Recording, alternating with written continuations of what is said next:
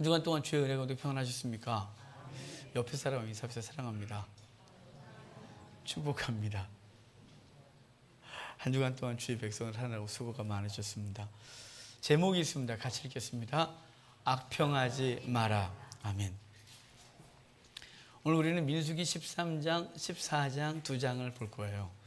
민수기 13장과 14장을 볼 건데요.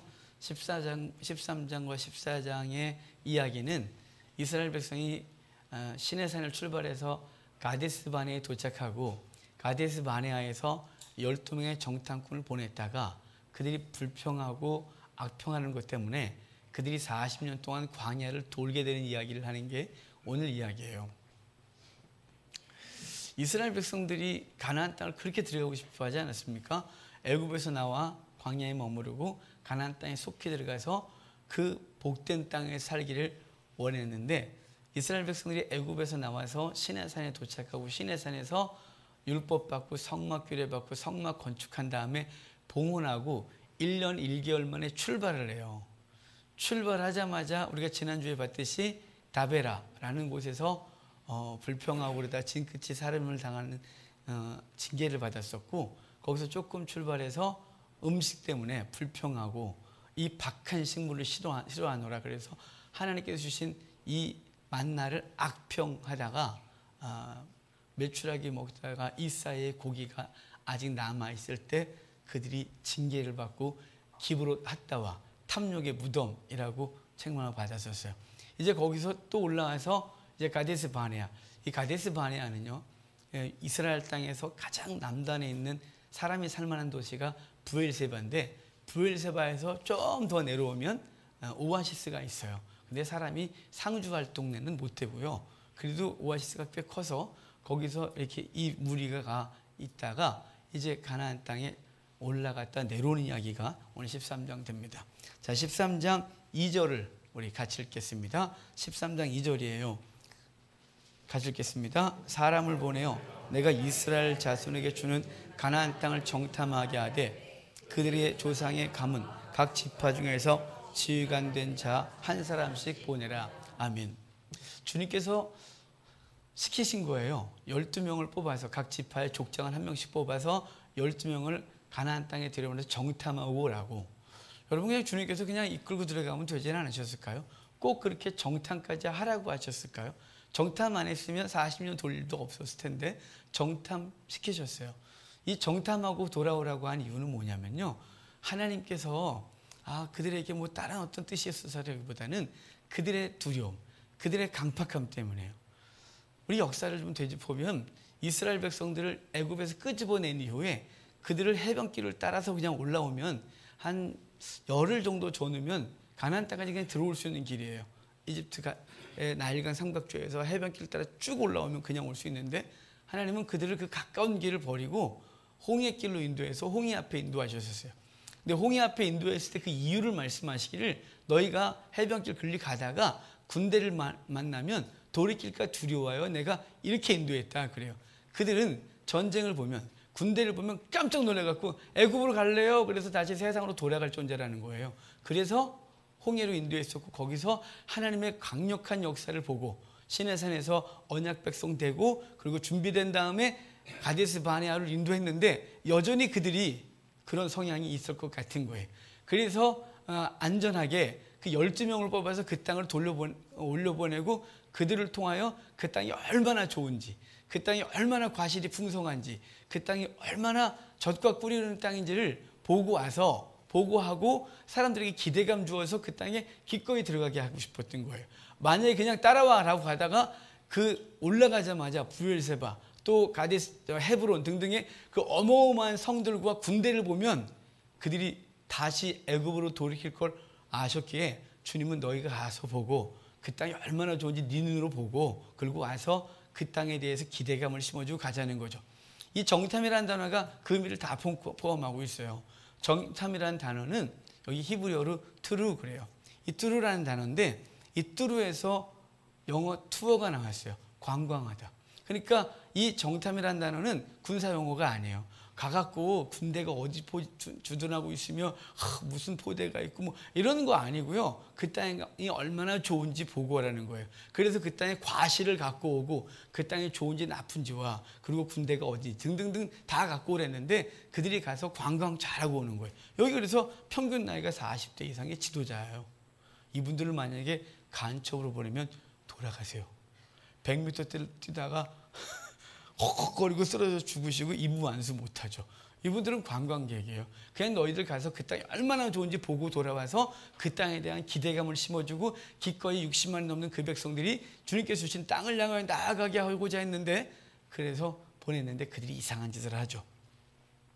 그 12명의 정탐꾼을 뽑는데 명단이 쭉 있어요. 각 지파에서 각 지파당 한 명을 뽑는데 이 사람들의 영향력이 탁월한 사람들이에요. 이 사람들이 말 한마디면 그 지파가 움직일 만한 사람들.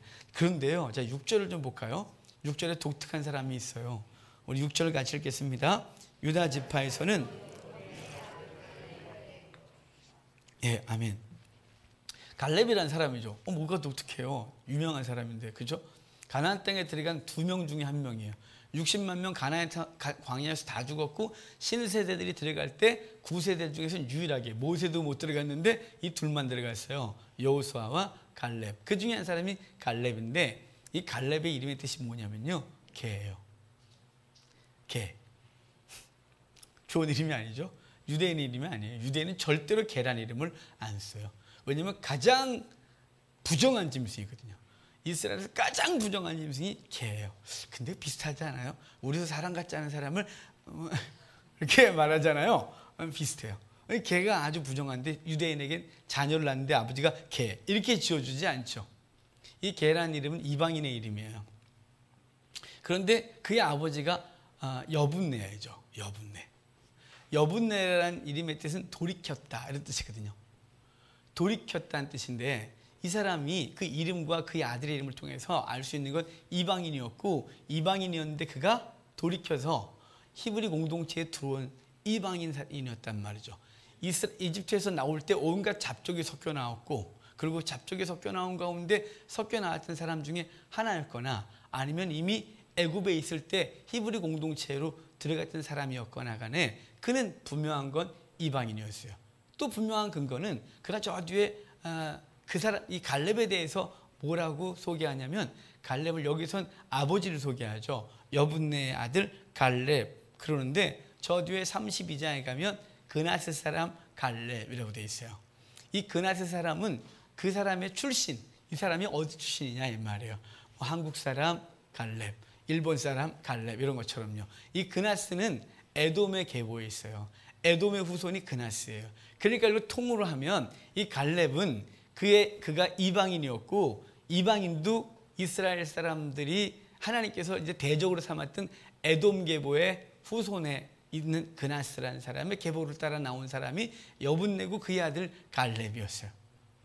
그러니까 정탐꾼들을 뽑을 때 유다 지파에서는 정통 유다 지파 사람이 나온 게 아니라 유다 지파에 흡수된 이방인 중에 한 사람인 그럼에도 불구하고 그 탁월한 지도력을 갖고 있었던 갈렙을 뽑아서 12명 중에 한 사람으로 보내게 되는 일이 벌어지는 거예요.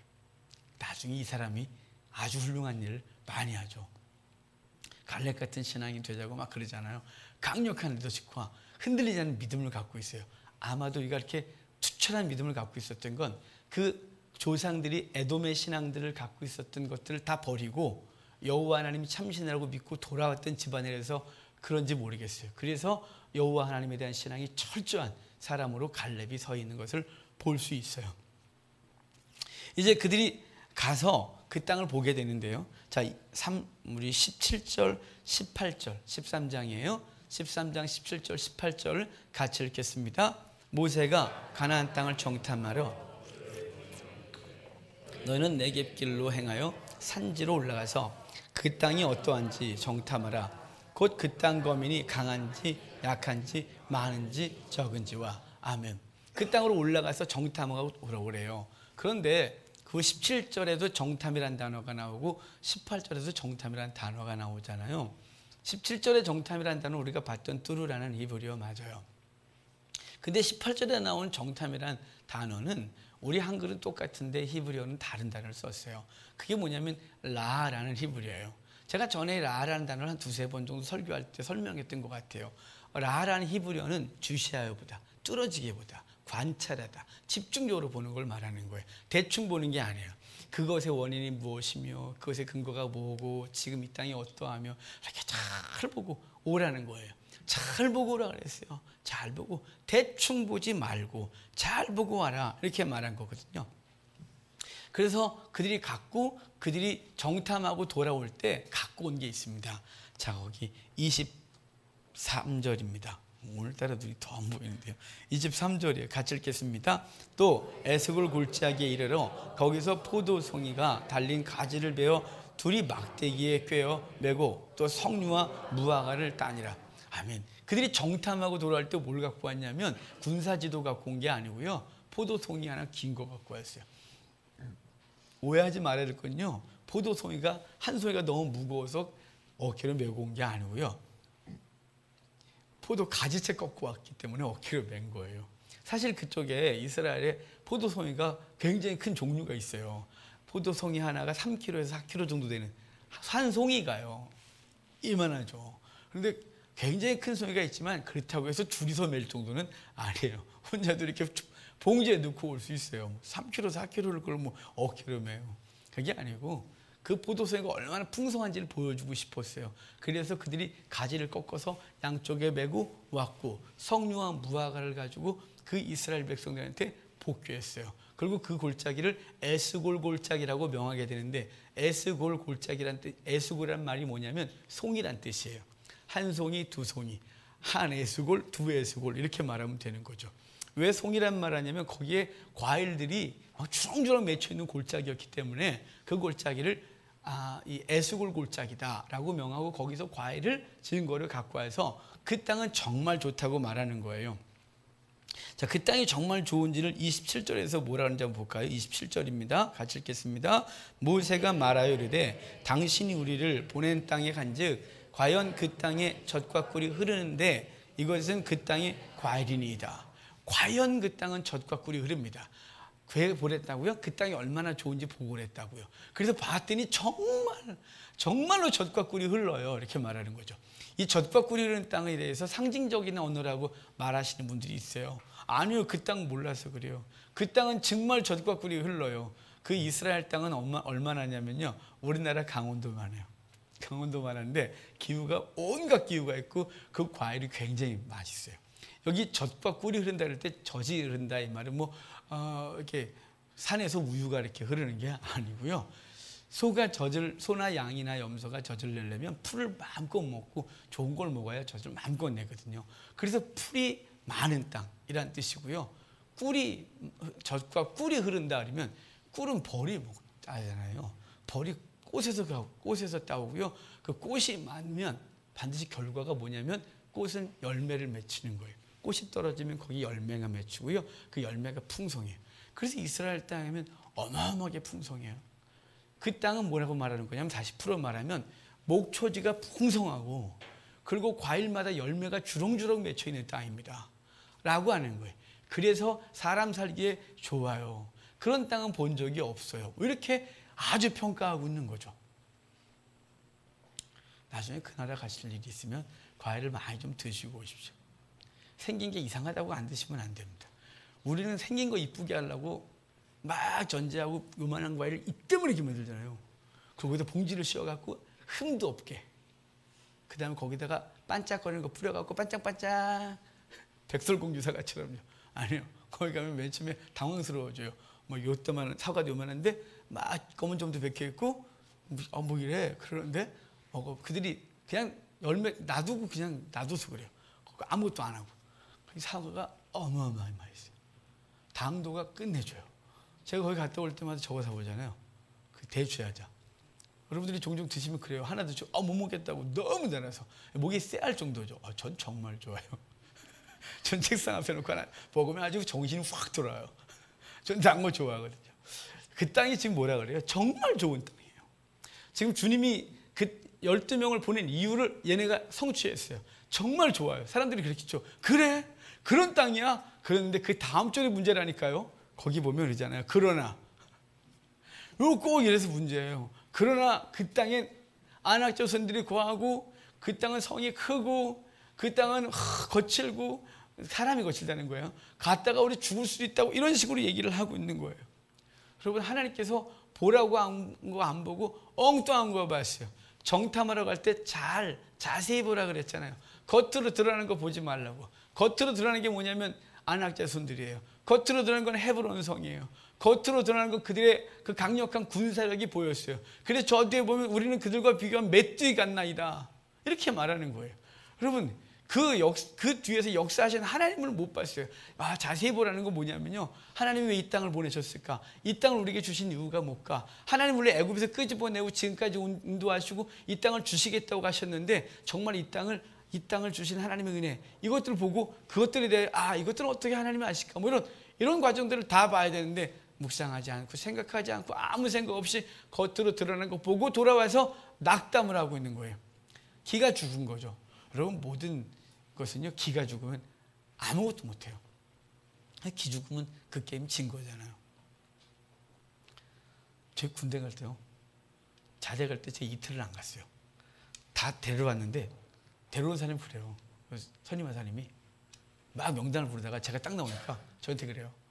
저를 보낸 군단 인사병 부르더니, 야, 너 제대로 가서 죽으면 네가 책임질래? 쟤는 안 데려가. 그래서 저 안 데려갔어요. 저 데려가면 죽는 부대라고. 그래서 제가 얼마나 무섭겠어요. 대체 어떤 부대에 날 데려가면 죽나. 딴 애들 다 데려갔어요. 키 큰 애들은. 이상했어요. 명단 보는데 다 큰 애만 뽑는데 나 조그만 게 하나 꼈더라고요. 제가. 그래서 뭐 그러려니 했는데 저 데려가면 죽는데요. 이틀 후에 다시 왔어요. 찝차로. 걔네들은 트럭 타고 갔는데요. 명령이라서 안 데려가면 안 된대요. 갔어요. 갔더니 등발이 이런 애들만 부대에 있는 거예요. 얼마나 무서웠겠어요. 뭐 눈이 이런 거 같고요. 이 사랑받지 않은 사람만 있는 것 같은 거예요. 얼마나 힘들었겠어요. 오죽하면 제가 다리를 분질리겠다고 산에 올라가서 거기다 돌을 찍었을까요? 맨날 라고하고 맨날 부딪히면 나가 떨어지고 뭐 이런 사람들이 다 있나고, 따올 때 메고 가자마자 뺨 따고 막 조그만 게 와서 물 흐렸다고. 제가 그렇게 난쟁이는 아닌데 난리가 났어요. 여러분, 몇 달 지나고 나서는 괜찮아진 거 아십니까? 맨 처음엔 그렇게 무서웠던 애들이, 사람이 다 착한 거에 등발만 크지, 원래 좀 큰 사람들 순진해요. 보니까 순진하고 힘만 좋지 순진해요. 우리 나중에 이제 제대한 우리 순기 등발 좋은데 순댕이고요. 저기 우리 동현이 저 등 키만 저리 진짜 착해요. 저 어릴 때부터 순댕이 저거. 여러분, 원래 조그만 사람이 세요. 무서워요. 근데 여러분, 주님께서 우리에게 주신 삶이요, 그래 보여요. 여러분, 우리에게 약속한 땅이 어디냐면 가나안이에요. 저 천국이에요. 뿐만 아니라 우리가 지금 어디 왔냐면 그리스도 안에 거해요. 그분께서 우리를 세상에 건져내셔서 그 길을 지금 가게 하고 계시고, 그 길을 가게 하는데 우리 앞에 있는 삶의 문제들이 마치 가나안 땅 같은 거예요. 헤브론 성 같고 아낙 자손 같고, 우리가 부딪히는 삶의 문제들이 너무 커 보이는 거예요. 너무 커 보이니까 믿음으로 싸워보기도 전에 그냥 주저앉아 버리는 거죠. 어쩔 줄 모르는 거예요. 그래서 주저앉아서 안 하겠다는 거죠. 그래서 안 가겠대요. 안 가겠다고 하면서 그들이 한 게 뭐냐면 애굽으로 돌아가겠대요. 얘네는 후딱하면 애굽으로 가겠대요. 그런데요, 30절에 갈렙의 반응은 달라요. 갈렙은 라한 거예요. 그 땅을 보면서 그 군대를 본 게 아니고, 그 다음 거인들을 보고 그 땅의 그 큰 성을 본 게 아니라요, 하나님 보라고 하는 거 본 거예요. 그 젖과 꿀이라는 거 보고 그분이 우리를 인도하실 걸 믿고, 그들의 믿음이 저 뒤에 고백으로 나올 건데요. 자, 30절 보면 이래요. 30절 같이 읽을까요? 갈렙이 모세 앞에서 백성을 조용하게 하고 이르되, 우리가 곧 올라가서 그 땅을 취하자 능히 이기리라 하나. 그 땅에 올라가서 능히 취할래요. 그러니까 조용히 하라는 거, 우리가 곧 올라가서 그 땅을 취하자 능히 이기리라. 갈렙이 하는 말이에요. 갈렙이. 나머지 10명이 다 난리가 나거든요. 10명이 한 말이 32절인데 32절에 그들의 표현을 볼까요? 같이 읽을까요? 이스라엘 자손 앞에서 그 정탐한 땅을 악평하여 이르되, 그 거주민을 삼키는 땅이요, 거기서 본 모든 백성은 신장이 장대한 자들이며, 그 뒤에는 우리가 메뚜기 같다 이래요. 그러니까 앞에 그들이 동일하게 했던 게 뭐냐면 젖과 뿔이 흐릅니다 라고 했잖아요. 그리고 갈렙은 그러니까 가서 취하자. 우리가 이길 수 있다. 이렇게 말하는데 그 이미 패한 사람들 10명의 입에선 그 땅을 악평하여 말하면서 그 땅은 사람을 삼키는 땅이래요. 아니 사람을 삼킨다니요. 그 땅은 좋다며요. 그 땅에 풀이 초장이 풍성하고 과일이 풍성하고 무엇을 심든지 잘 되는 땅이라고 자기들이 말해놓고 자기들은 삼킴을 당할 거라는 두려움 가운데 빠져 있는 거예요. 하나님께서 주신 땅을 악평하는 거죠.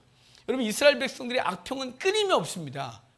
그들이 환난 가운데 하나님 앞에 부르짖어 살려달라고 하고 그래서 모세를 보내 그들을 건지려고 할 때 그들이 하나님을 찬송했다가 그것 때문에 일이 고돼지니까 악평하고 도리어 모세와 아론을 죽이려고 했었어요. 이집트에서 끄집어내서 홍해 앞에 섰을 때 할렐루야 막 그랬다가 뒤에 애국 군사가 오니까 또 난리가 났어요. 홍해 건너고 하나님을 찬송하잖아요. 그래놓고 곧바로 있던 마라의 쓴물 사건에서 죽겠다고 난리가 나고 그랬어요. 하나님께서 또 그들에게 뭐 물을 해결하시고 그리고 먹을 걸 해결하시고 계속 그랬어요.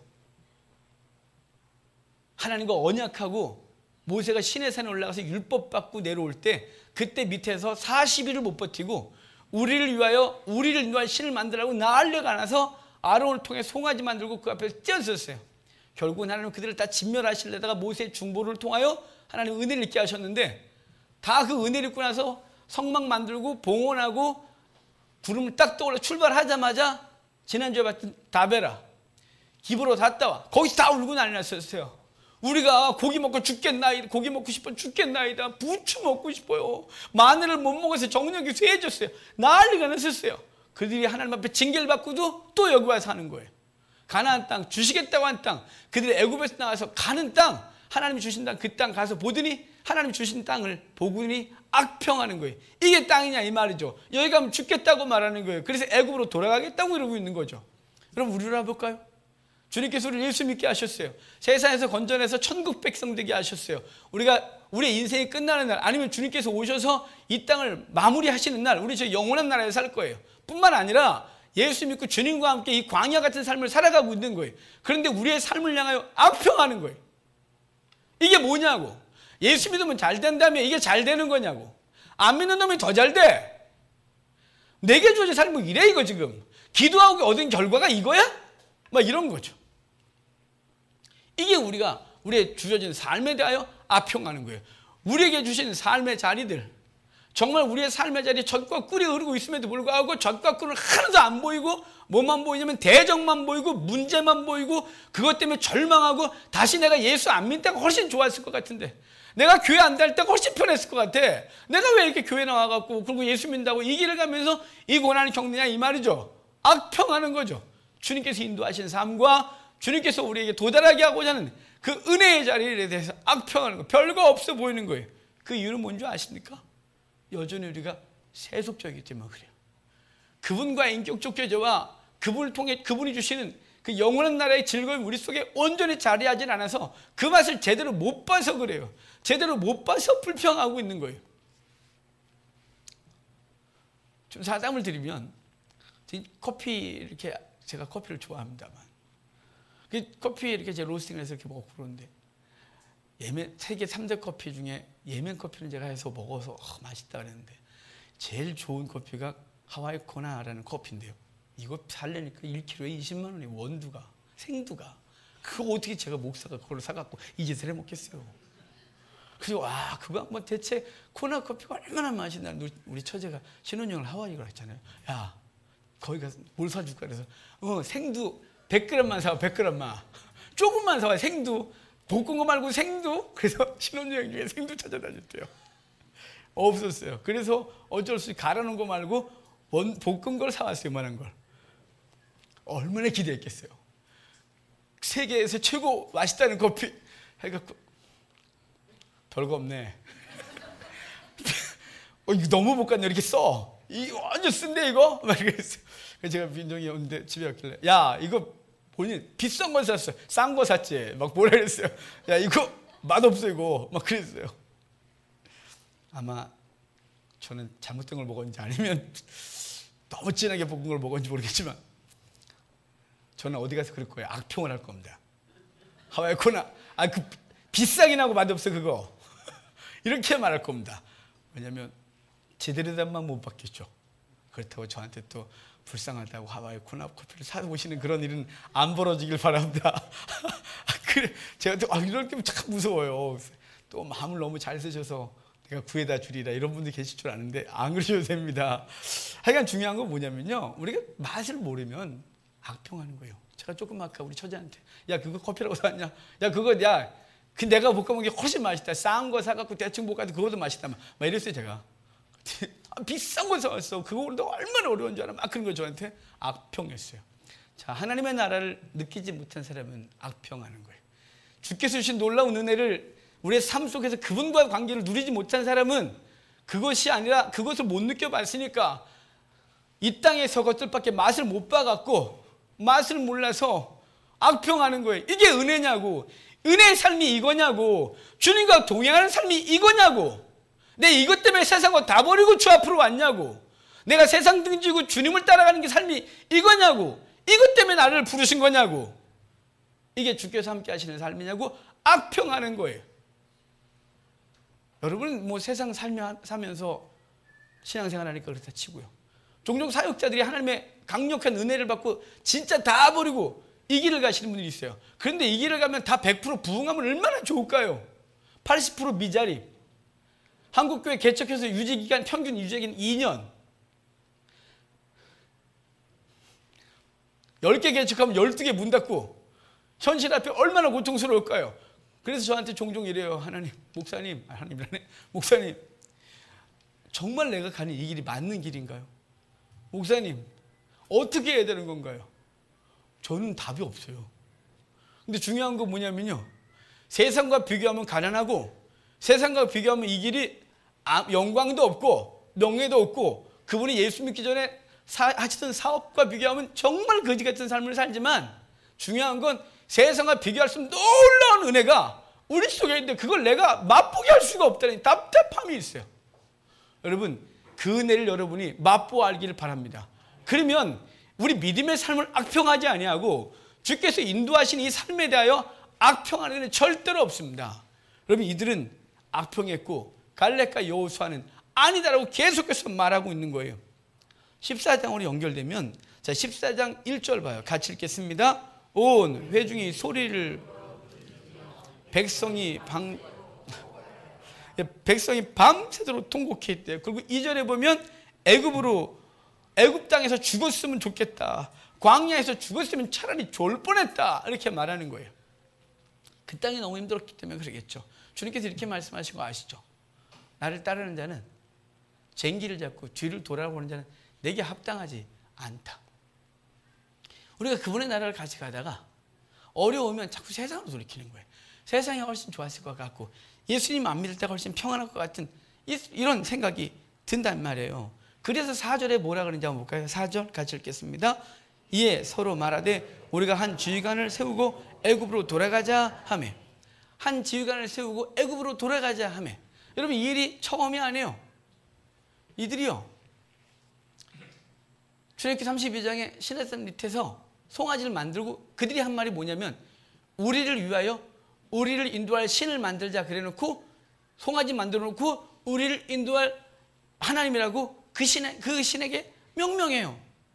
그러니까 현실이 어려우니까 이제 지도자를 세우겠다는 거죠. 후에 가나안 땅에 들어와서 400여 년간 사사기를 지내고 첫 번째 왕을 세워요. 그때 이스라엘 백성이 이렇게 말해요. 사사 시대를 평가하는 게 뭐냐면, 왕이 없음으로 자기 소개를 옳은 대로 행했다. 그래서 여호와가 왕인데 그분을 안 섬기던 시대였거든요. 그러니까 그거 말고 진짜 왕조, 이방 나라처럼 왕 한 명 세워줘서 그가 우리를 대신하여 나와 싸워 우리에게 승리를 주게 해줘. 그래서 뽑은 사람이 사울이에요. 그들이 한 지도자를 뽑으래요. 왜 자꾸 지도자를 뽑으라 그러고 뭘 하라 그러냐면, 그들이 혼자 못 갈까요? 아니, 거기서 애굽으로 가면 돼요. 한 열흘이면 내려갈 수 있어요. 거기 철조망 쳐놓고 못 도망가게 하고 총 들고 서 있다가 타령하면 죽이고 이런 거 아니에요? 가려면 가요. 아무도 안 가는 거예요. 그럼 갔다는 소리가 지도자 한 명 뽑으래요. 그 사람 우리가 가겠대요. 왜냐하면 무섭거든요. 혼자 가자니 찝찝하거든요. 그럼 지도자 한 명 세우래요. 우리 한국교회를 할까요? 우리가 세상 편수자니, 우리가 예수님 말씀대로 살자니 너무 빡빡하고 버겁고 그러니까 세상 것과 좀 타협 좀 하고 싶은데 혼자 타협하자니 맞을 것 같고, 그러니까 우리 같이 타협하자 이거죠. 그래서 복음이 아닌 탐욕을 부리게 하고 세상 것 추구하는 목회자 앞에 세우고, 자, 우리에게 복 주소서 축복기도 맨날 해주고 잘 된다고 말해주고, 그래서 한 지도자 세우고, 그래서 탐욕을 부리고 세상을 향해 막 가는 거예요. 군중이 돼갖고 무리가 돼서 자기 혼자 맡긴 싫으니까 같이 맡자 이 말이죠. 지도자 세우고 이렇게 하재요. 여러분, 군중은 어리석은 것입니다. 복음이 아닌 그 군중에 가갖고 끌려 가자는 거예요. 성도 여러분, 우리는 세상 가치관이 지금 한국교회를 물들었다 그랬잖아요. 정말 복음이 뭔지. 우리 지난주에 87차 강조하는데 한 분이 쉬는 시간에 잠깐 저에게 얘기를 해줘요. 했어요. 오늘 질문을 하나 던졌어요. 대답을 줬어요. 그랬더니 그래요. 그분이 울면서 그래요. 목사님, 너무 힘들었대요. 뭐가요? 그랬더니 자기가 복음을 깨닫고 이 복음 갖고 얘기를 하고 싶은데 사역자들과 사람과 만나면 복음 갖고 얘기를 하면 자기 고리타분해지고 무슨 얘기를 하다 보면 다 세속으로 가고 있는 그것 때문에 답답했대요. 근데 저하고 얘기를 하다가 말이 통하는 사람 만난다고 행복해서 울고 앉아있는 거예요. 복음이 뭔지, 우리에게 주신 이 말씀이 우리에게 추구하게 할 게 뭔지 이거 깨닫고 울고 있는 거예요. 이거 얘기를 하는 사람이 없다고. 여러분, 우리가 갖고 있는 우리 믿음의 삶은 주님께서 원하시는 삶을 향해 달려가는데요, 우리가 지금 우리 한국교회가 세속화되고 탐욕을 부리고 그것을 더 추구하게 하고 있다는 사실이에요. 근데 이게 다 같이 가는 거죠. 다 같이 가니까 틀린지도 맞는지도 모르고 오르르 몰려다니는 거예요. 여러분, 복음이 말씀하시는 대로, 하나님의 말씀이 말씀하는 대로 살아가는 저와 여러분 되기를 바랍니다. 성경이 말하는 데서 멈춰야 되지, 우리가 그것이 아닌 탐욕을 부리면 안 되는 거예요. 애굽으로 내려간 이유가 뭔가요? 차라리 애굽에 갔으면 좋겠다는 이유는 뭐냐면 애굽에 가야 자기들이 누렸던 거 누리겠다는 거죠. 저 가나안 땅에는 없을 것 같은 착각이 빠지는 거예요. 성도 여러분, 이 군중이 몰려올 때 그때 세 사람만 바로 서 있어요. 출애굽기 32장에 송아지 만들 때 딱 한 사람만 버텨 서 있었어요. 그게 아닙니다. 그래서 훌이 돌에 맞아 죽었어요. 여기는 아니라고 말하는 사람이 모세, 그리고 여호수아와 갈렙 외에는 그게 아니고 주께서 원하시는 삶을 축복해야 된다는 것을 말하고 있는 거예요. 그래서 여기 다음 절에 뭐냐면 모세가 엎드렸다라 그래요. 이 엎드렸다가 기도했다는 뜻이에요. 돌로 치려니까 살려달라는 게 아니라 엎드렸다 이 말이에요. 여러분, 세상에 공격해오고 세상의 가치관이 우리 가운데 막 몰려올 때 여러분이 해야 될 게 뭐냐면 그런가 그래서 휩쓸리는 게 아니에요. 맞아 거기 가면 안 되지 그래고 세상으로 다시 돌아가겠다는 게 아니라 세상이 돌아가야 우리의 삶이 편하지, 세상적인 것을 추구해야 우리의 삶이 부유해지고 있고 우리가 그런 방식으로 가야 우리 자녀들이 형통하고 우리의 삶이 잘 되지 라고 하는 것이 아니라 뭐 하냐면 말씀 앞에 무릎을 꿇는 시간이 필요한 거예요. 이게 옳습니까? 이렇게 가는 게 옳은가요? 사람들은 다 그게 옳답니다. 하나님, 그런데 하나님은 뭐라 말씀하시나요? 무릎 꿇어야죠. 그게 성도의 삶이에요. 먼저 말씀 앞에 무릎을 꿇고 옳은지 그런지 판단하고 그리고 일어나서 주님이 원하시는 일을 하는 거예요. 6절, 7절, 8절 같이 읽겠습니다. 14장 6절부터요. 그 땅을 정탐하는 자 중 여분네 아들 갈렙이 자기들의 옷을 찢고 이스라엘 자손의 온 회중에게 말하여 이르되 우리가 두루다니며 정탐한 땅은 심히 아름다운 땅이라 여호와께서 우리를 기뻐하시면 우리를 그 땅으로 인도하여 들이시고 그 땅을 우리에게 주시리면 이는 과연 젖과 꿀이 땅이니라. 아멘. 지금 여호수아와 갈렙이 뭐라고 말하냐면 그 땅은 과연 젖과 꿀이 흐르는 땅입니다. 그러놓고 하는 말이 뭐냐면 8절에 여호와께서 우리를 기뻐하시면 우리에게 그 땅을 주시겠다고 말하는 거예요. 여호와께서 기뻐하시면. 이 말을 오해하면 안 돼요. 이 말을 오해하면 뭐냐면 아직까지 줄 의사가 없는데 주님이 혹시나 마음 바꾸셔서 우리에게 우리를 기뻐하시고 줄 의사가 있으면 주실 겁니다가 아니고 주님은 이미 그 백성을 기뻐하셨어요. 기뻐하셨기 때문에 애굽에서 끄집어냈고 불순종한 데도 죽이지 않고 그리고 여기까지 인도하시고요. 앞으로도 계속해서 가실 거예요. 그런데 갈렙과 여호수아가 여호와께서 우리를 기뻐하시면 이런 전제 조건처럼 말한 건 뭐냐면 주님이 우리를 기뻐한다는 걸 말하고 싶은 거예요. 주님이 우리를 기뻐하니까 우리를 반드시 그 땅으로 인도할 겁니다 라고 말하는 것이지 그렇게 되면 될 거예요가 아니에요. 여러분, 지금 그분이 우리를 그 이스라엘 백성을 기뻐한다는 게 전제예요. 기뻐하시기 때문에 우리를 그 안으로 인도한다는 거죠. 그러니까 지금 이 엉망인 삶에서 돌이켜라 이 말이에요. 주님이 원하시면 되는 거죠. 주님께서 이렇게 말씀하셨어요. 예수님 때도 병자가 와서 주여 당신이 원하시면 깨끗게 하실 수 있나이다. 그랬더니 내가 원하노니 깨끗함 받으라. 주님이 우리를 기뻐하시기 때문에 계속해서 이스라엘 백성을 기뻐하기 때문에 앞으로도 가고 있는 거예요. 저와 여러분은 이미 기뻐하심을 입은 자라는 사실을 기억하시길 바라요. 내가 이렇게 해야 주님이 기뻐할 거다. 내가 이렇게 하면 기뻐해서 날 천국을 인도하겠지. 아니 우리의 행위로는 구원 얻을 만한 육체가 없다 이렇게 말했어요. 여러분이 어떻게 얼만큼 해야 주님이 기뻐할까요? 헌금은 100억은 좀 하세요. 100억 갖고 될래나? 100억 갖고 생명값 될래나요? 한 100조 정도 해주십시오. 거룩한 삶은 욕도 하지 마시고 마음도 품지 마시고 원하는 대로 누구든지 원하는 대로 다 여러분의 속옷까지 벗어주시고 오른뺨을 때리는 왼뺨도 항상 돌려대주시는 은혜가 있길 바라요. 할 수 있나요? 그게 전제 조건이라면 가나안 땅에 들어갈 인간은 하나도 없어요. 이게 뭐라냐면 그가 기뻐하시면 이렇게 말하는 것은 이미 기뻐하심을 입은 걸 전제하는 것이고요. 그렇기 때문에 우리는 가능하다 이렇게 말하고 있는 거예요. 저와 여러분은 이미 기뻐하심을 입은 자들인 것이. 그래서 주님께서 착한 일을 우리에게 시작하셨고 그가 그리스도 예수에 날 것이 분명히 이룰 거예요. 그것이 우리 속에 확신한 가운데 있고 그리고 그분은 그런 확신이 있으면 앞에 있는 문제들을 향하여 나아가게 되는 거예요.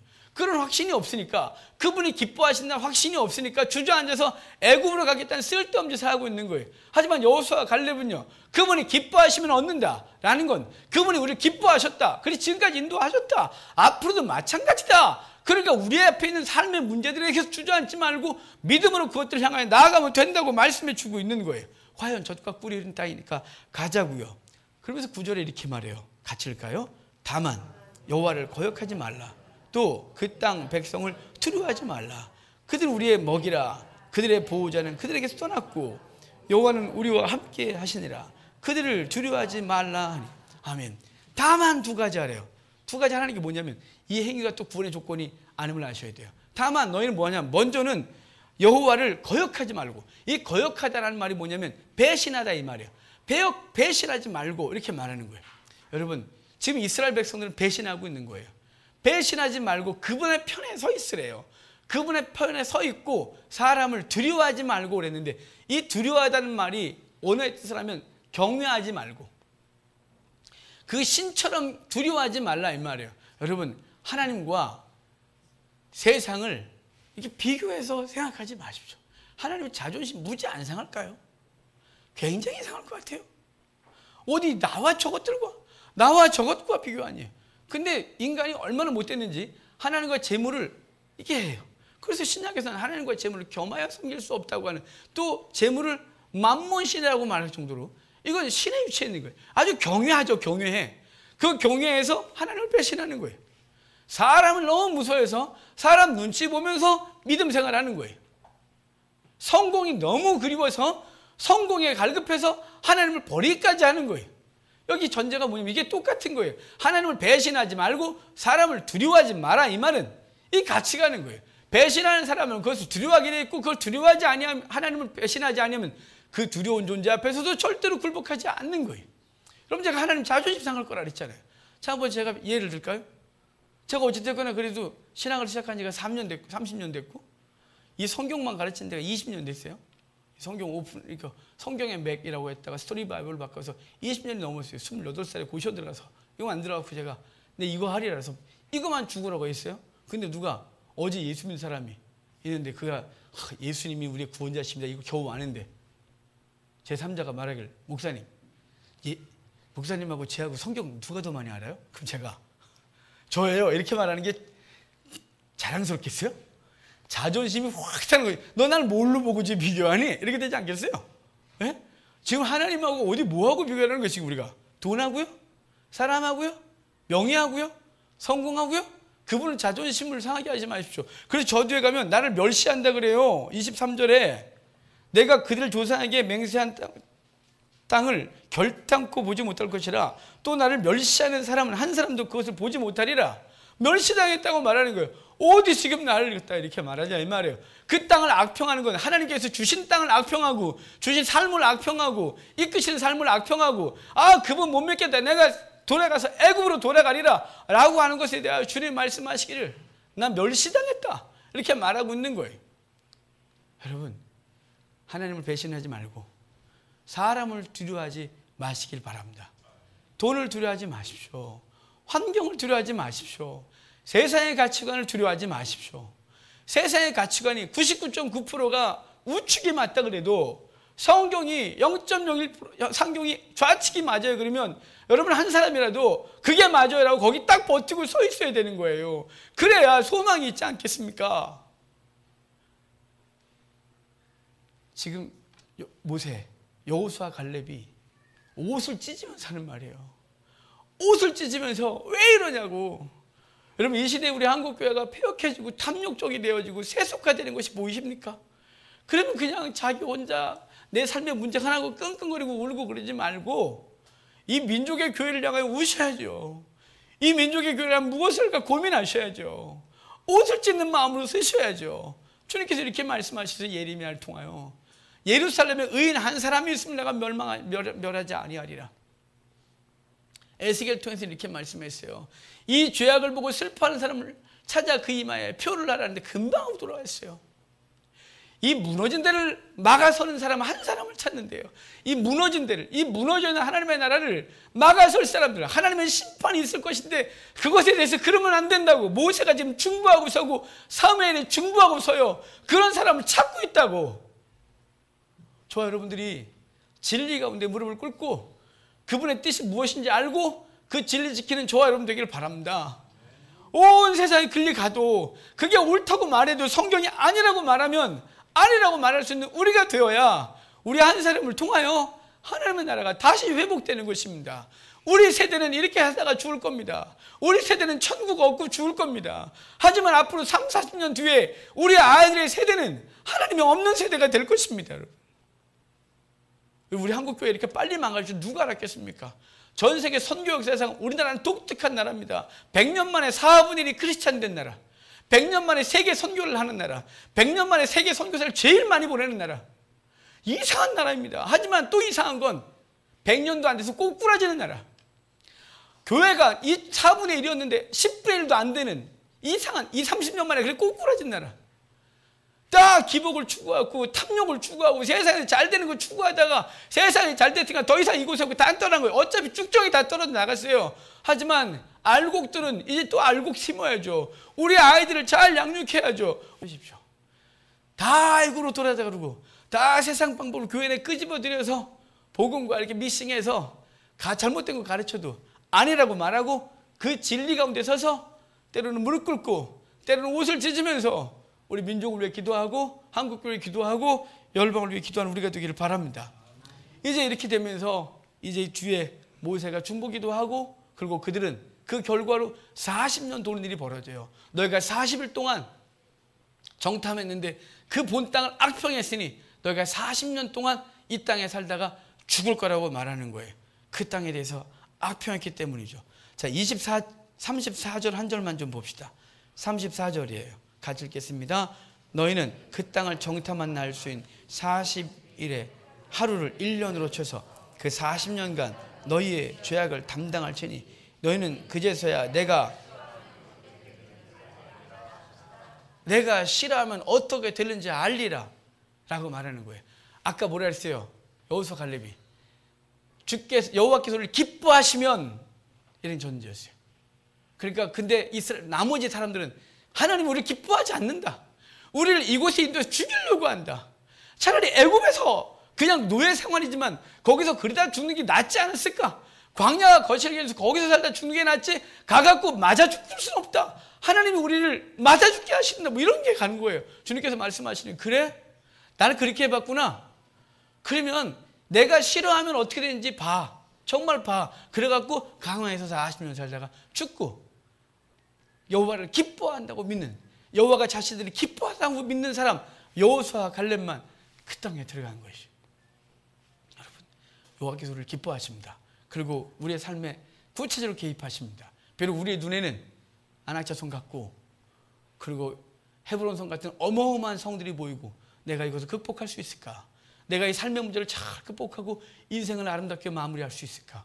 하나님 앞에서 정말 믿음을 잘 지킬 수 있을까라는 의문이 자신에게 들어도 자신이 하는 게 아니라 주님이 하십니다. 주님이 반드시 그 길을 인도하실 줄 믿고 그분 신뢰하고 그분께서 주신 이 땅의 삶을 성실하게 감당해내는 우리가 되기를 주의 이름으로 축복합니다.